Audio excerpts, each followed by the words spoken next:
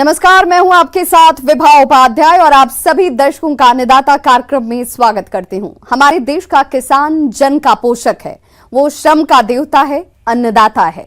उसमें ही भारत की आत्मा निवास करती है और ऐसे ही किसानों की प्रगति के लिए हम खेती बाड़ी से जुड़ी हुई बहुत सी नई लाभकारी जानकारियां हर रोज सुबह लेकर आते हैं। तो चलिए कार्यक्रम शुरू करने से पहले देखते हैं क्या है आज के अन्नदाता में।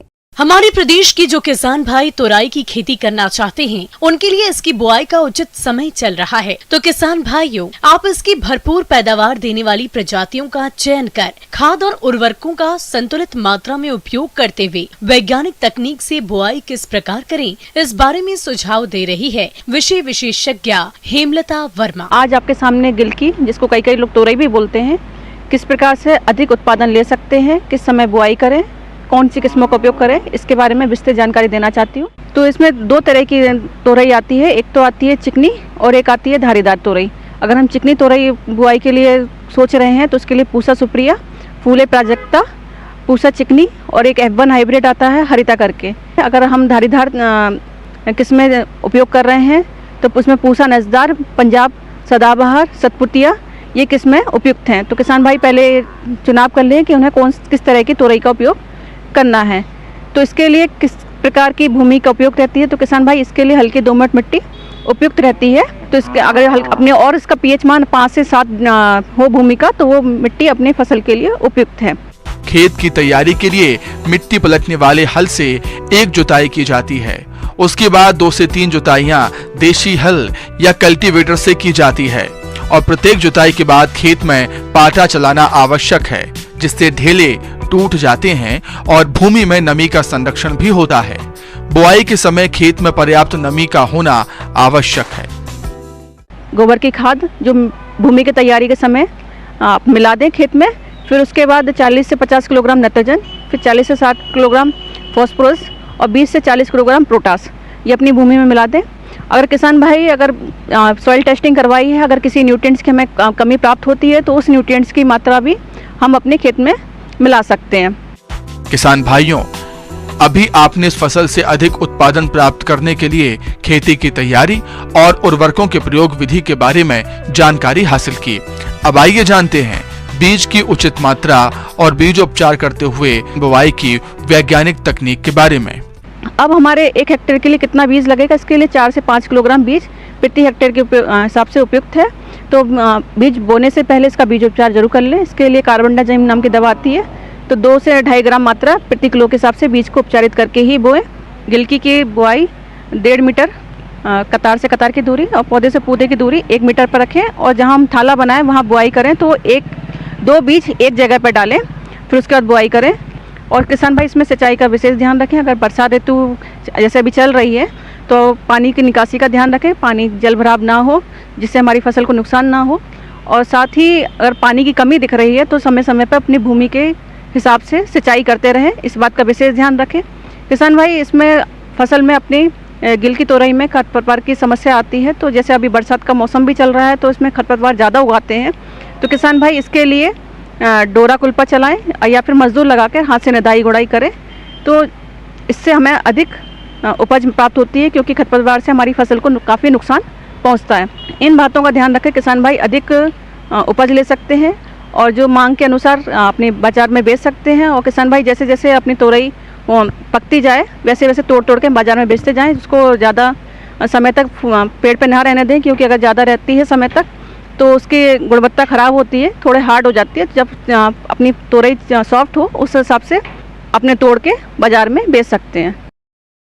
खरीफ मौसम में धान की खेती सबसे ज्यादा क्षेत्रफल में की जाती है और इस फसल से अधिक पैदावार लेने के लिए किसान अक्सर रासायनिक उर्वरकों का प्रयोग करते हैं, जिससे उत्पादन तो अच्छा मिल जाता है लेकिन कृषि लागत बढ़ जाती है। साथ ही इन रासायनिक खादों में मिट्टी की उर्वरा शक्ति भी काफी कम हो जाती है। अगर किसान धान की फसल में नील हरित शैवाल यानी BGA का प्रयोग करें तो यूरिया जैसे जरूरी पोषक तत्व की काफी हद तक पूर्ति कर सकते हैं और खेती की लागत में कमी ला सकते हैं। तो चलिए धान की खेती में BGA की प्रयोग और विधि और इसके लाभ के बारे में जानते हैं कृषि वैज्ञानिक डॉक्टर घनश्याम सिंह से।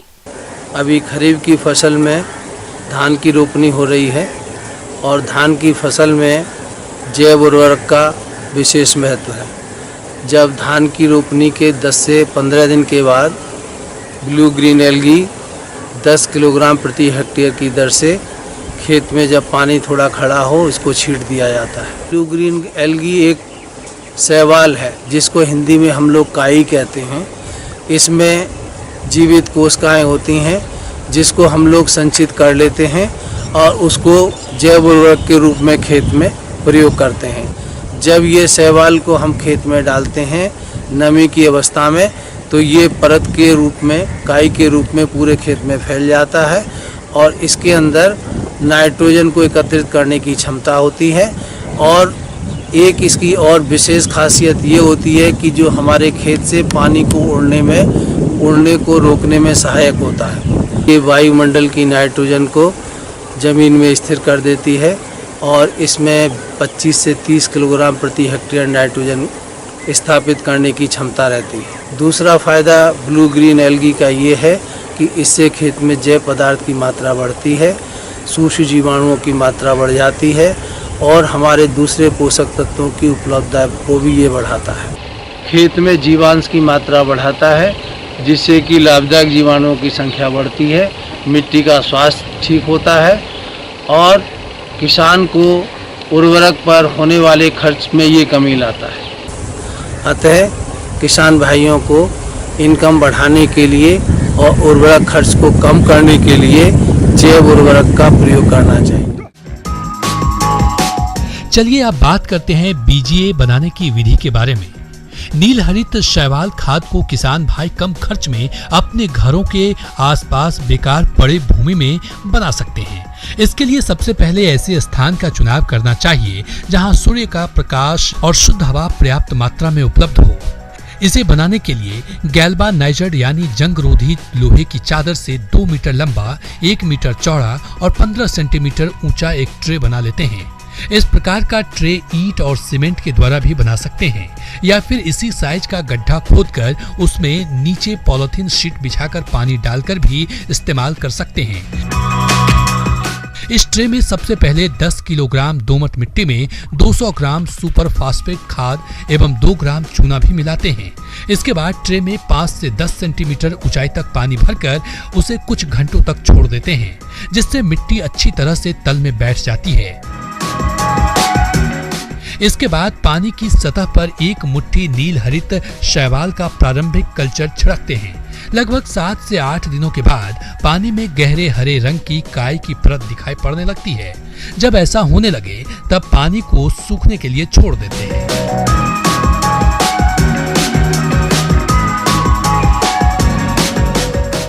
और पानी सूख जाए तो काई या शैवाल को आधा सेंटीमीटर की गहराई तक खुरचकर थैली में भर लें। फिर ट्रे में पानी डालकर इस क्रिया को 2-3 बार दोहराएं। एक बार भरे ट्रे से लगभग 1.5 से 2 किलोग्राम शैवाल खाद की प्राप्ति होगी। यह कार्यक्रम सालों भर चलाकर शैवाल खाद बनाया जा सकता है। इस प्रकार तैयार शैवाल के पाउडर को सीधे धान के खेत में छिड़काव कर सकते हैं। जैसे ही पानी मिलेगा तो फिर काई उस खेत में अपने आप वो पैदा होती रहेगी। एक बार इसको करने की ज़रूरत है।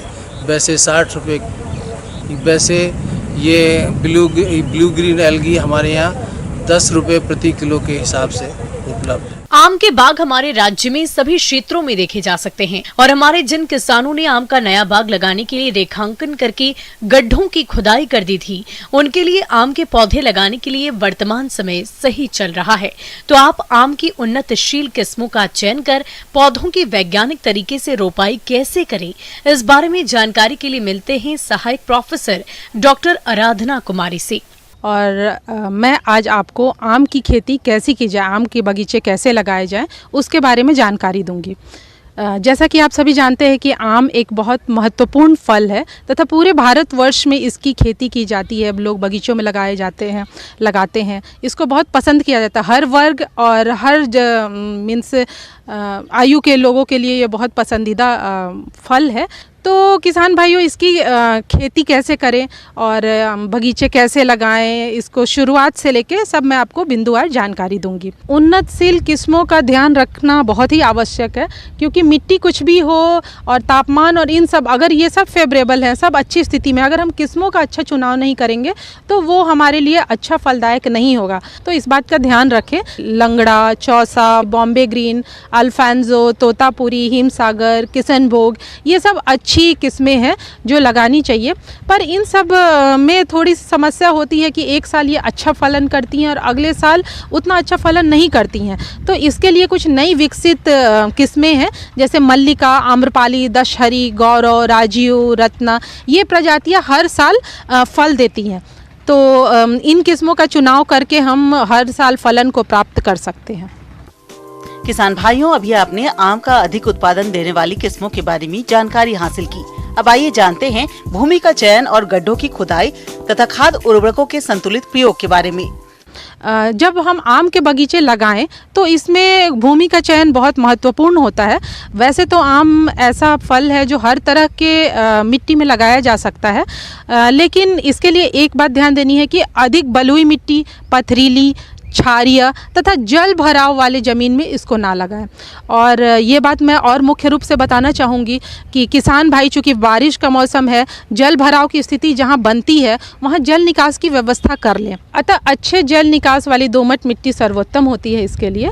वृक्षों के रोपण के संबंध में ये ध्यान रखना जरूरी है कि वर्षा काल में वृक्षों का रोपण करना चाहिए, लेकिन ये बात ध्यान रखिए कि वर्षा जहाँ बहुत ज़्यादा होती हो तो बरसात जब खत्म हो रही हो तो उसके अंत में ही नए पौधे लगाएं। पौधे लगाने के लिए जो मेन खेत है आपका, जहाँ आप पौधे लगाएंगे, बगीचे लगाएंगे, उसको अच्छे से उसकी जुताई कर लेनी चाहिए। जो खरपतवार पहले से हैं उसको हटा लेना चाहिए। उसके बाद ये ध्यान रखना चाहिए कि पौधों को वर्गाकार आकार में लगाना सबसे अच्छा होता है, जिसमें पौधे से पौधे की दूरी और लाइन से लाइन की दूरी 10 से 12 मीटर पर्याप्त होती है। पर आजकल सघन जो बगीचे लगाए जाते हैं वो भी प्रमुख है। उसमें आम्रपाली जो किस्म लगाई जाती है वो प्रमुख है। उसमें जो है 2.5 मीटर की दूरी, 2.5 मीटर की दूरी ही पर्याप्त होती है। गड्ढे जो बनाएं उसके लिए विशेष रूप से ध्यान देना है कि गड्ढे का जो आकार होना चाहिए वो 1 मीटर गुने 1 मीटर गुने 1 मीटर का होना चाहिए। लेकिन आजकल 90 सेंटीमीटर गुने 90 सेंटीमीटर गुने 90 सेंटीमीटर भी के गड्ढे बनाए जाते हैं, जो कि अच्छे रहते हैं। गड्ढे बनाते समय ये ध्यान रखें कि जब हमें पौधा लगाना हो उसके 1 महीना पहले ही आप गड्ढा बना लें। किसान भाइयों, गड्ढों को खोदते समय ऊपर की 30 सेंटीमीटर मिट्टी को एक तरफ और नीचे की 70 सेंटीमीटर मिट्टी को दूसरी तरफ रखें। इसके बाद गड्ढे भरते समय पहले ऊपर की 30 सेंटीमीटर वाली मिट्टी भरनी चाहिए। उसके बाद लगभग 35 से 40 किलोग्राम सड़ी गोबर की खाद और 2.5 किलोग्राम सुपर फास्फेट को नीचे वाली मिट्टी में अच्छी तरह मिलाकर भरना चाहिए। अगर मिट्टी में दीमक की समस्या हो तो 100 ग्राम क्लोरोपाइरीफॉस पाउडर प्रति गड्ढे की दर से खाद मिलाते समय डालना चाहिए। किसान भाई, गड्ढे को भूमि की सतह से 15 से 20 सेंटीमीटर तक उठा हुआ भरें। खाद डालकर और उसमें पानी सिंचाई करके उसको गड्ढे को बंद कर लेना चाहिए। लेकिन ये ध्यान रखना चाहिए कि उसमें आप जो है निशान लगा लें। उसके बाद जो निशान हम बनाते हैं उसमें जब नर्सरी से पौधे लाते हैं उसको लगाना होता है, तो हम जितना हमारा पॉलीथीन में वो जो हमारा नर्सरी से पौधा लाया गया है उसमें मिट्टी है, उस हिसाब से फिर से वो उस जगह से मिट्टी निकाल लेनी चाहिए और उसके बाद वो पौधा लगा देना चाहिए। पौधा लगाने के बाद ये ध्यान रखना चाहिए कि उसको शुरुआत में हर दूसरे दिन सिंचाई करनी चाहिए, या कोशिश करनी चाहिए कि प्रतिदिन करें, ना करें तो हर दूसरे दिन करना चाहिए। और जब 2-3 महीने का पौधा हो जाता है तो हम सप्ताह में 1 दिन भी कर सकते हैं। इसमें अब चूँकि बारिश का मौसम है तो मैं निराई गुड़ाई की विशेष बात करूंगी, क्योंकि बारिश के मौसम में खरपतवार बहुत उपज जाते हैं, पनप जाते हैं। तो आपका जो 2 मीटर की परिधि जो हर पेड़ के चारों ओर बनती है, वहाँ से आप ध्यान रखें कि उसकी अच्छी जुताई कर लें और उसके बाद जो भी खरपतवार हो उसको हाथ से निकाल लें, या फिर अगर हाथ से नहीं होता तो मैकेनिकल भी विधि से, जो आजकल साइकिल और ये सब आते हैं, उससे पौधों के चारों ओर लगा लें। जब भी निकालें, जब भी इस्तेमाल करें, आप ये ध्यान जरूर दें कि जो पौधों का जो आम का पेड़ है उसके जड़ और तना को कोई नुकसान ना पहुंचे, ये विशेष ध्यान दें। और निराई गुड़ाई जरूर करें, क्योंकि ये जो मेन जो है हमारा आम का पौधा, उसको जो हम न्यूट्रिएंट देते, पोषक तत्व देते, वो नहीं तो वो खुद ले लेंगे और हमारा पौधा जो होगा उसको पोषक तत्व नहीं मिल पाएगा। ये सब बातों का अगर आप ध्यान देते हैं तो व्यावसायिक तौर पे अगर आप आम लगा रहे हैं तो आपको बहुत मुनाफा होगा। आइए जानते हैं अन्नदाता निःशुल्क फोन के माध्यम से पूछे गए समस्याओं का समाधान। किसान भाइयों, वर्तमान में जरबेरा की जो फसल है पॉली हाउस में लगाई गई है, ऐसे में हमें इसका रख रखाव करना भी बहुत ज़रूरी रहता है, क्योंकि एक ज़्यादा इन्वेस्टमेंट हमारी लागत वाली फसल होती है। तो जिन पॉली हाउसों में किसान भाइयों जहाँ से हमारी क्षतिग्रस्त हुई हो, जहाँ पे टूट फूट है, ऐसे जगह पे हमें मरम्मत का कार्य भी करना बहुत आवश्यक होता है। दूसरी जो सबसे ज़्यादा ध्यान देने योग्य बात है किसान भाइयों की, जहाँ हमारे पॉली हाउस में जरबेरा की खेती की जाती है वहाँ पे हमें कम से कम लोगों का प्रवेश हो, क्योंकि ज़्यादा लोगों के प्रवेश से रोग बीमारी होने का खतरा बहुत ज़्यादा रहता है। किसान भाइयों, पॉली हाउस में जहाँ जरबेरा हम लगाते हैं, वैसे तो ड्रिप के माध्यम से सिंचाई की जाती है, लेकिन कई जगह हमारा पानी जो नालियों में भी जाता है तो उससे खरपतवार की समस्या आती है। तो ऐसी अवस्था में किसान भाइयों हमें खरपतवार नाशी का उपयोग नहीं करना चाहिए। ज़्यादातर हमें निदाई गुड़ाई करना चाहिए। निदाई गुड़ाई के माध्यम से खरपतवारों को पॉली हाउस से अलग करना अत्यंत आवश्यक रहता है, ताकि हमारी जो फसल है वो सुरक्षित रहे, क्योंकि ये जो हमारे खरपतवारक हैं ये कीटों को होस्ट प्लांट के रूप में रहते हैं। अगर हम जितनी साफ सफाई पॉली हाउस के अंदर रखते हैं उतनी ज़्यादा हमारी फसल सुरक्षित रहेगी कीट और बीमारियों से। दूसरी जो सबसे महत्वपूर्ण बात है कि पॉली हाउस के अंदर जो हम जरबेरा की खेती करते हैं उसमें ड्रिप के माध्यम से सिंचाई की जाती है। किसान भाइयों, जरबेरा रोपाई के 3 सप्ताह बाद टपक सिंचाई विधि को अपनाना उचित होता है। टपक विधि से सिंचाई के लिए 4 से 5 लीटर पानी प्रतिदिन प्रति वर्ग मीटर की आवश्यकता होती है। इस तकनीक से सिंचाई करने पर 500 से 700 मिलीलीटर पानी प्रति पौधा प्रतिदिन प्राप्त होता है। पानी की मात्रा मौसम और भूमि के प्रकार पर निर्भर करती है। पौधों को पानी हमेशा दिन में 12 बजे से पहले ही देना चाहिए। सबसे महत्वपूर्ण बात है कि जब हम पॉली हाउस में जरबेरा की खेती करते हैं तो हमें पौधों में पोषक तत्व भी देना बहुत आवश्यक होता है। तो किसान भाइयों, पोषक तत्व की उपलब्धता सुनिश्चित करने के लिए पानी में घुलनशील उर्वरक जो कि हमारे एनपीके अलग अलग ग्रेड के आते हैं, जिसमें एनपीके 19-19-19 है, 17-44-0 है, 12-0-45 है, 19-0-45 है, 0-52-34 है। ये अलग अलग ग्रेड के जो हमारे पानी में घुलनशील उर्वरक हैं, इनको एक एक सप्ताह के अंतराल पे 2 किलो मात्रा, शुरुआत हमें 19-19-19 से करनी है, 2 किलो मात्रा 200 लीटर पानी में घोल के और वेंचुरी के माध्यम से देना चाहिए, जिससे हमारे पौधों में पोषक तत्व की उपलब्धता सुनिश्चित हो सके। क्योंकि जब तक हम पोषक तत्वों की उपलब्धता सुनिश्चित नहीं करेंगे हमारी फसल की पैदावार फूलों की अच्छी नहीं होगी जरबेरा की। और किसान भाइयों, जरबेरा की फसल में देखा गया है कि सूक्ष्म पोषक तत्वों का बहुत ही ज़्यादा मांग रहती है। तो सूक्ष्म पोषक तत्वों की कमी से हमारे पौधों में उसके लक्षण परिलक्षित होते हैं। ऐसी अवस्था में किसान भाइयों हमें जो हमारे बाजार में सूक्ष्म पोषक तत्व मिक्सचर आ रहे हैं, calcium, magnesium, iron, boron, zinc के ये मिक्सचर जो आते हैं सूक्ष्म पोषक तत्वों के मिश्रण, इनका हमें अगर पर्णी छिड़काव कर रहे हैं तो 5 ग्राम प्रति लीटर पानी की दर से, यानी 75 ग्राम 15 लीटर पानी में घोल के छिड़काव करना अत्यंत आवश्यक है। और अगर हम ड्रिप के माध्यम से दे रहे हैं तो 1 से 1.5 किलो मात्रा 200 लीटर पानी में घोल के हमें ड्रिप के माध्यम से देना चाहिए, ताकि हमारी फसल सुरक्षित रहे और पोषक तत्वों की कमी के किसी प्रकार के लक्षण परिलक्षित न हो पाए।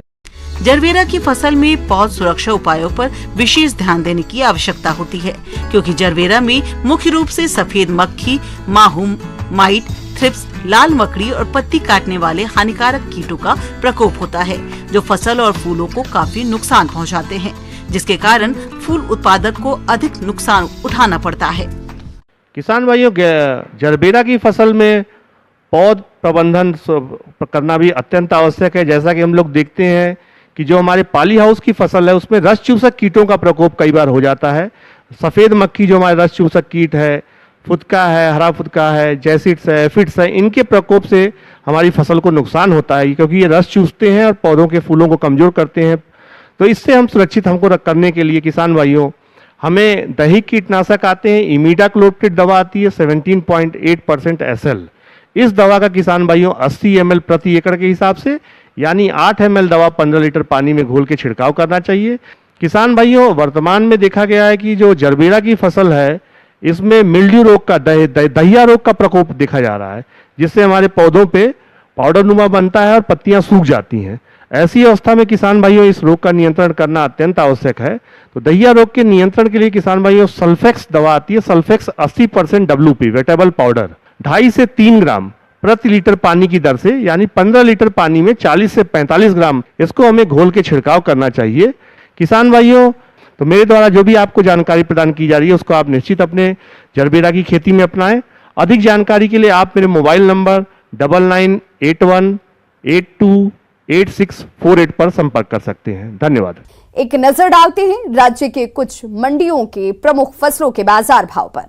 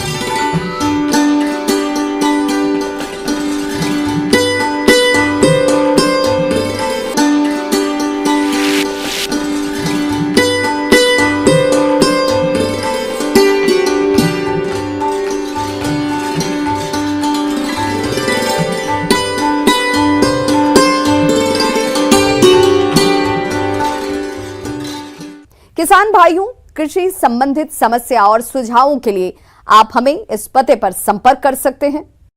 प्रोड्यूसर अन्नदाता, news 18 Madhya Pradesh Chhattisgarh, Ramoji film city, Hyderabad 501512। साथ ही आप हमें ईमेल भी कर सकते हैं। हमारा ईमेल एड्रेस है p18annadatamp@nw18.com। इसके अतिरिक्त आप हमें निःशुल्क हेल्पलाइन नंबर 180088922163 पर सोमवार से शनिवार सुबह 10 बजे से शाम 4 बजे के बीच संपर्क भी कर सकते हैं। अब समय हो रहा है आपसे विदा लेने का। कल फिर होगी मुलाकात कृषि से जुड़ी महत्वपूर्ण जानकारियों के साथ। नमस्कार।